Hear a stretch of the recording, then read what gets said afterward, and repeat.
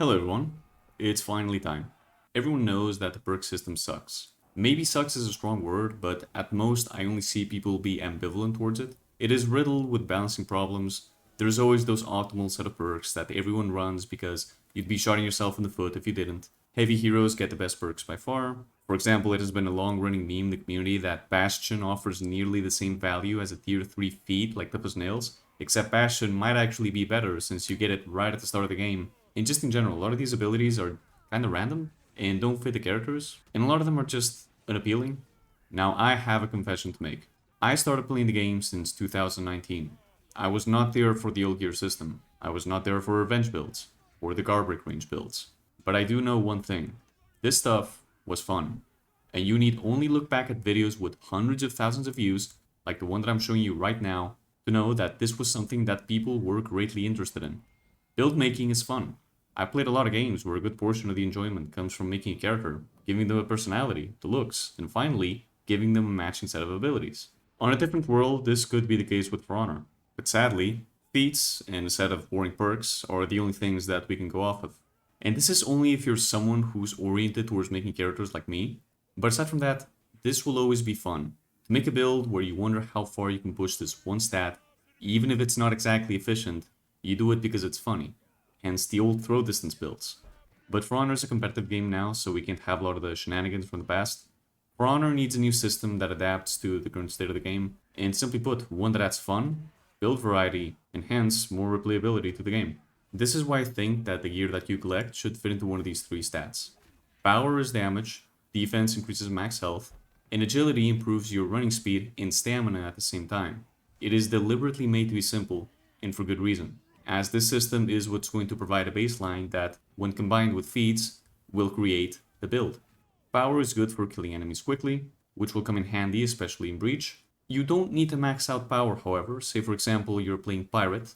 Pirate cannot kill Pikeman with light and a heavy, she needs two heavies. So maybe you invest in just enough damage so that this isn't a problem. Agility is good for reaching the mid lane faster than everyone else, and then making use of that extra stamina to kill a bunch of minions really quickly. Or for instance, say you're mid clearing, and your character can throw 5 zones in a row, maybe if you invest in a little bit of stamina you'll be able to throw one extra zone.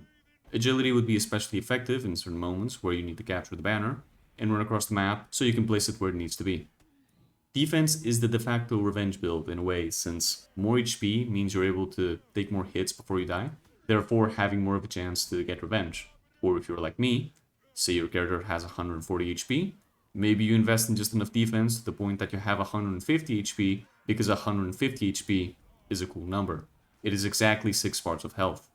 Defense would be great at stalling, which is especially effective when you're playing defenders in Breach, and would synergize better with already tanky characters like Warlord. As for the exact values, they can't be too high, otherwise it will disincentivize people to pick up new characters, but they can't be too low either, since in that case, what seemed the point? I say your character getting 20% stronger when maxed out is a good number, but this can always change. Default gear would not give you any buffs. Gray or common gear would give you a 1% stat increase per piece. Each hero has 6 pieces of gear, so as soon as you pick up a new character, you can immediately get 6% stronger in either power, defense, and agility. Blue gear would give you a 2% stat increase per piece, for a total of 12%. Purple would give you 2.5, yellow or epic gear would give you 3%, and legendary gear would give you 3.5%. This means that if you max out one stat with legendary gear, you're able to get 21% stronger. Which is balanced if you consider the current state of perks on heavy heroes. And notice how your gear gets stronger really fast when you're low rep.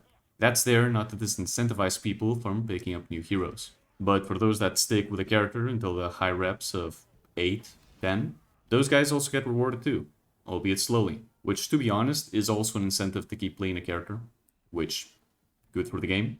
So with these 3 stats you can make different builds for the same character, and each build can adapt to a different game mode and the team you're playing with. I imagine competitive teams, if this ever goes through, which it won't, but I imagine competitive teams would have effective team strats like one max agility build that goes to the main lane and clears it really quickly, one max power build that's really good at ganking and killing enemies quickly, one max defense player that's really good at stalling, and maybe one generalist that can adapt to any situation.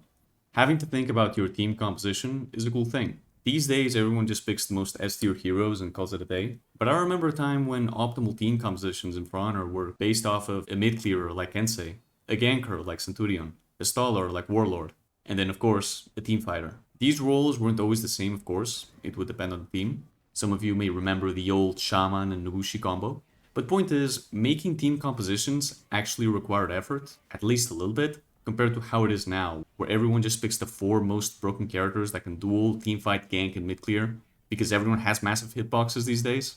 Anyway, with this system, you'd be able to get creative and mix and match feat combinations that would synergize with your build, make cool team compositions, and then make several builds for the same character, which translates to the game getting more playtime, and also kind of eases out the tedium of playing the same hero over and over, because then you'd be able to do cool stuff like, I should go max agility and stack it with rush.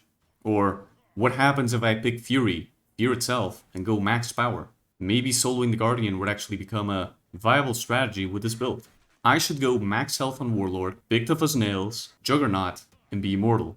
Maybe I want to have an offensive Griffin, so I go Cinnabar for a nice red bloody color, go full damage, and use some of his offensive feats like Inspire or Fury.